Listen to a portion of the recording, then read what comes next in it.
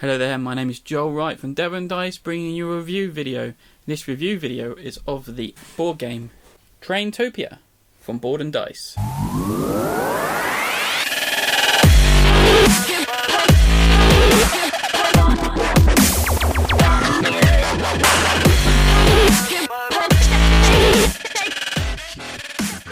Traintopia is a drafting component game. It's mainly you're drafting tiles to build a network of rails in your play area, but you also can draft other components such as commuters and tourists, trains and money bags. And that's the main element of it is this drafting mechanism. You're trying to select the best components possible for you. You then have to place these elements in some type of way on your play area to make it work and score you the most points at the end of the game. My biggest complaint about this, and I'm going to get straight into the complaints because I feel there's going to be more cons to this game than pros, and I'm kind of a little bit gutted about it because the name says Traintopia. I first believed this game when I heard about it was going to be like this box full of different types of trains, and you'll be able to put different types of trains and colours and do all sorts of... I personally thought it was going to be a mix-up of Carcassonne and Ticket to Ride, where you could be building this big network between yourselves and then trying to claim tracks of rail works, a bit like Carcassonne. So you choose when to put down the train and you gain it and you score it, and that's what I first thought this was what it's going to be. It's slightly gutted that wasn't the actual case with it. This is you're building your own network of rails in front of you. So more or less, apart from the drafting aspect, it's very solo. You can at the beginning of each round, a card will come out. It will tell you what needs to be put into the draft area. So for like this one, we've got one white dude, which is a commuter, and then we got a random draw of tourists. So it could be grey, I think they're blue actually, blue, green, yellow tourists. And then we've got this black locomotive for the train, and then we've got this money bag. Then at the bottom, depending on the number player count, is how many tiles are put into the draw area as well. So in this case, if you're playing with 2 players or 4 players, there's going to be a choice of 9 items. If you're playing with 3 players, there's going to be a choice of 7 items.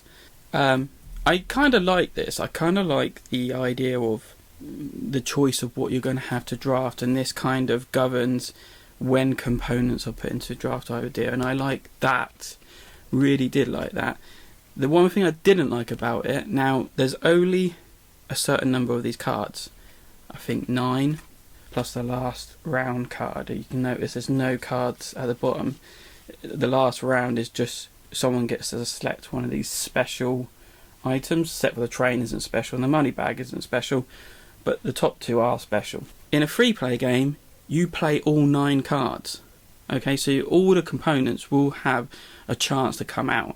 In a 2 to 4 player game, you take 1 card out. There is a chance that you won't see a certain number of components because they're set. There's only 6 trains you can pick from. There's only 6 money bags you can pick from. So if you're playing 2 player and 4 player, you've got that random chance that you're not going to be able to get the right component, and it might not come out at the right time. So that is a bit of a shame, and I kind of wish there was another card. Took it up to 10, but in a free player game there was a card that wasn't played, so you still played with a 9 out of the 10. So that's a bit of you've got more knowledge, more information if you're playing free player, and it will work really well. 2 to 4 players, you've got that less knowledge aspect, which is kind of nice, but it can be a real bummer when you're just relying on that train or that tourist or that commuter possibly to come out at the last minute to score you the big points at the end of the game. So yeah, the other big problem with it is Again, Traintopia says there's a lot of trains. There is just the one train. Just this, well, not just this one train, but this one type of train. And there's 6 of them. Well, you can have 6 of them. In my copy and in many other copies of games, we only got 5 of them. So again, these cards govern what comes out, and there's 6 trains that possibly could be drafted, and we only got 5. That's fine, because there is an option. If you don't want a component when you draft it, you can discard it for 1 point to gain yourself 1 point. That's fine if someone does that. But what if they don't? What if everyone takes all the trains, and you think, okay, now you've got to improvise and find something else to put down maybe for that last possible train. The other thing is the trains don't do that much, really. I mean, people don't usually pick them. It's not really their choice to pick, so they don't really score you many points, and that's another shame. Again, misleading title. It should have been like Railtopia or something like that, maybe. Okay, so let's get to an element I did like about the game. So in the game, you can get money, which can be spent on doing 3 things. One of the 3 things is getting new tiles. So these tiles with the blue background, compared to these, the standard tiles. So you see, it's just that's a standard tile. Yeah, it looks pretty much the same. Yeah, blue, same, but with a blue ring around it. So you can actually, there's 10 of these you can put out to the side, and you can purchase these on one of your turns, and they're basically more track, and they give you more options of building. And you get money by laying normal track down, normal tiles down, and it's got this money symbol in the corner, and when you get one of those and you place it, you actually put a money token on top of it. That's where the trains come into, because if you place a train on top of that track with a money token still on it at the end of the game, then you score some points.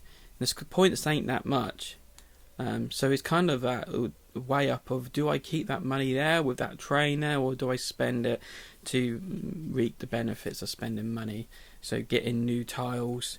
You can actually also, at the beginning of the game, you get a objective card to work on yourself, so everyone gets one of those. You can actually spend the money to change your objective card if you feel that you're not going to complete it, or it's not worth a lot of points, because they can vary from 5 to 10 points. So you feel you can actually do better, then you can spend a coin or spend a money token to get a new objective card,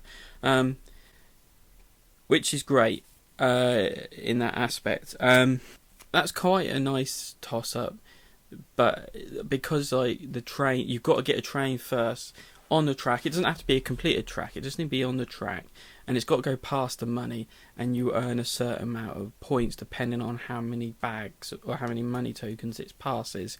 And it is a toss up, because there's also a complicated rule, because the money bag can't be used again if another train passes it on the other side with another. It's a pain in the bum to try and calculate sometimes, but the money is good. I do like it having the option of a track to buy from, which is quite cool. You've just got to weigh up that cost of the money thing. Going back to the objective cards, now this is another issue I came across. The rulebook is very vague. The rulebook has no reference of explaining what these objective cards do. So you have minimum iconography and minimum wording on it. Some of it is quite explanatory, really, because like having 8 pieces of this land running through a track on one track is, that makes sense. But I got this one. There's 9 attractions in your network. Now I thought this was 9 of any type. This is quite easy. It's only 5 points, but it's 9 of the same attraction. Now, stadiums and the circus at fun fairs are quite easy to come across. The national park kind of symbol are actually more difficult to come across. So even though you get more points for it, you kind of got to focus on getting stadiums or something like that. And it's only worth 5 points, which is quite possible to do if you really focus on one attractions. And buying these tiles, these blue ones, actually could help you out, because a lot of them do come with, like this one. This one comes with a whole range of attractions, so that tile is quite valuable. That's like 2 of a type that you might be chasing. So I didn't figure that one out until halfway through the game, by which time I was then going to struggle to try and claim my 9 of the same. It's a family game. Family game needs more explanation. There isn't a lot of explaining. There's no example. There's barely any examples of how to play. And for a family game, I think that's very valuable in a rule book. You need to do examples of gameplay. I mean, I've just been reading the rule book to Tang Garden, and there's example after example after example. Every time they explain a rule, they put an example in. Having examples lets people understand the mechanics that are going on and clear up the complex of trying to get forward what they're trying to explain. Just having a gameplay explanation is quite good. They do have some fourth wall breaking kind of examples. Oh, you're not quite understanding this rule? Let's explain it here again and do some more detail, or let's explain it here. And that was another thing, is like, there's some at the last round, there's some extra. There's like this purple dude. He's a railway inspector.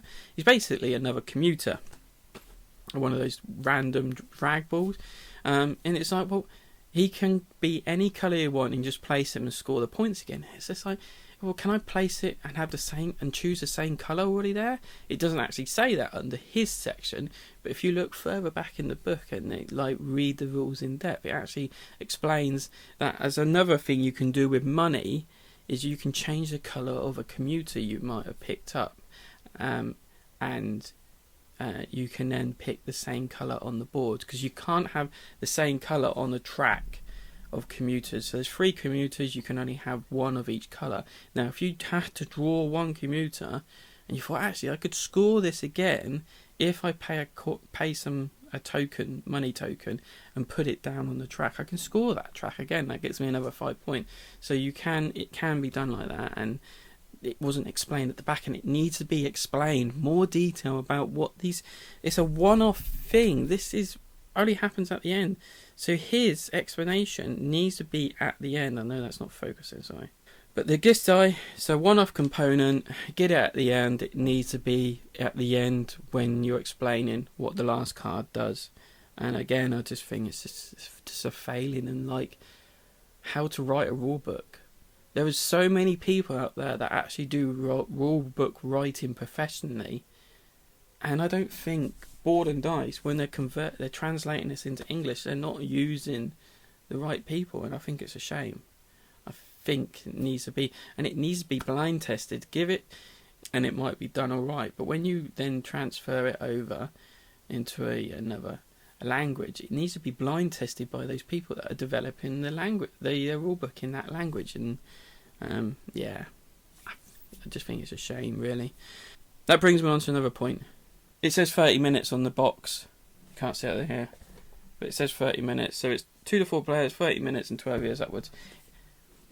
None of my games are been under 30 minutes. I don't even think they've been under an hour, because there's too much thinking to be done. When you've got a selection of stuff to do, that first player's turn is like, whoa, what do I pick? And they're trying to weigh up.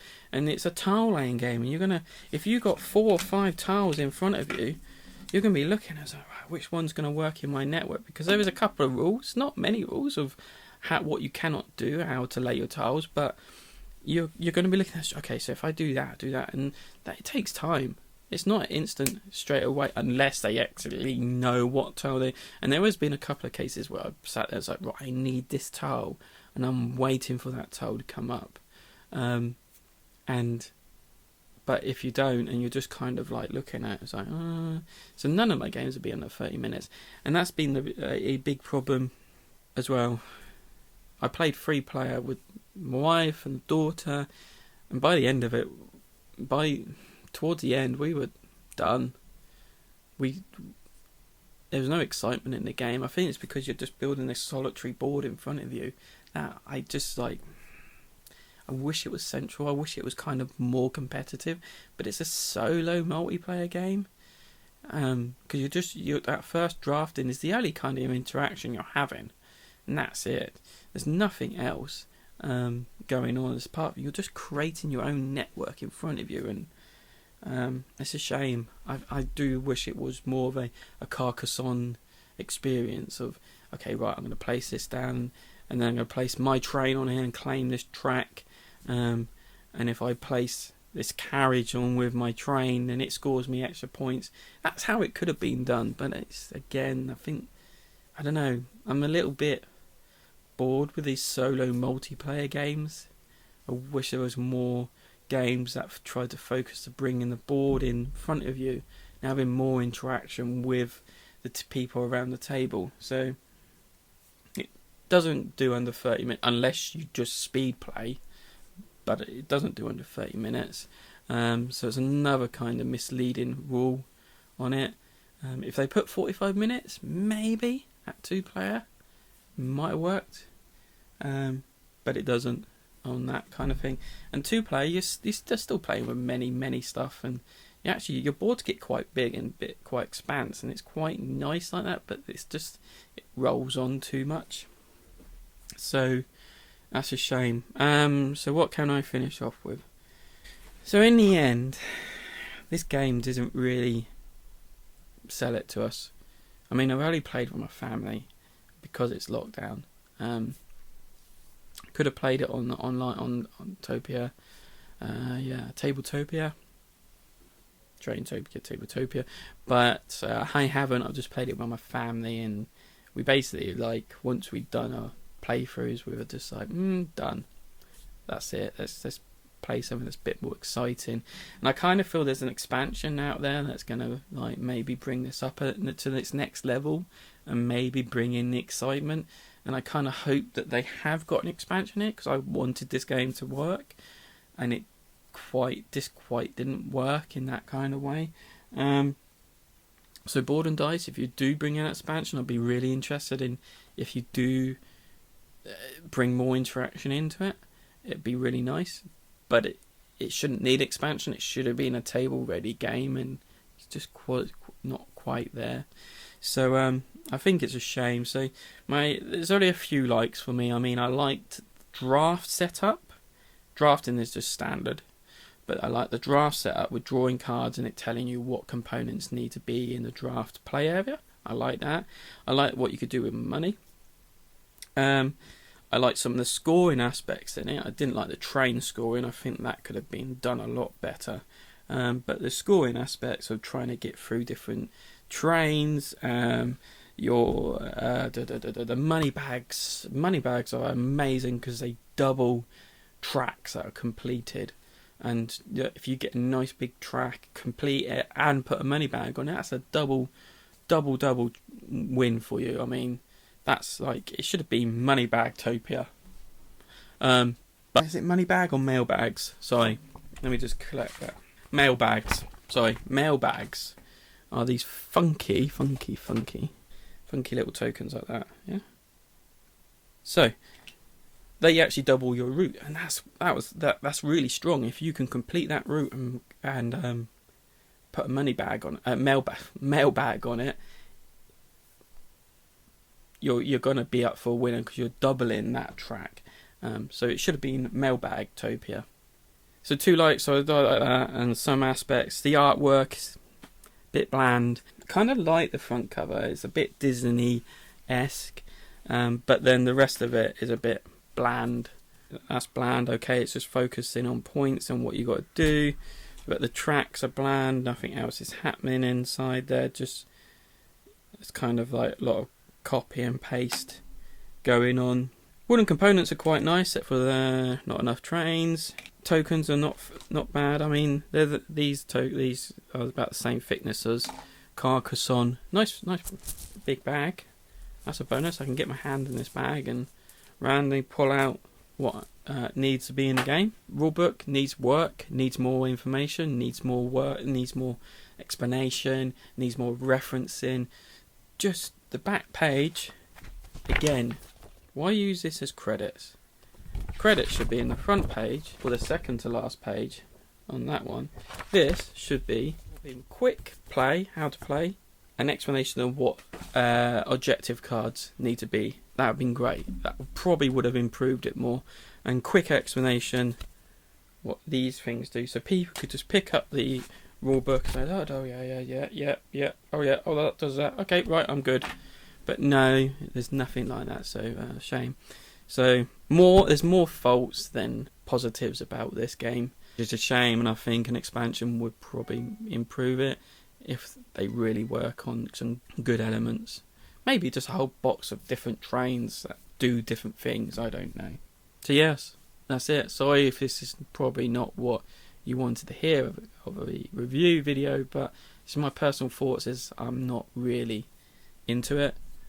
I wanted to be, I was excited to the possibility of what it could be, but it's a shame. But anyway, thank you for watching me. If you have got through the whole of this, please subscribe to the channel, like my video, put a comment below whether you actually do like this game, and maybe tell me where I'm going wrong with it. I'll be interested to know if I am going wrong with this somewhere, and hopefully see you for the next video. Goodbye for now.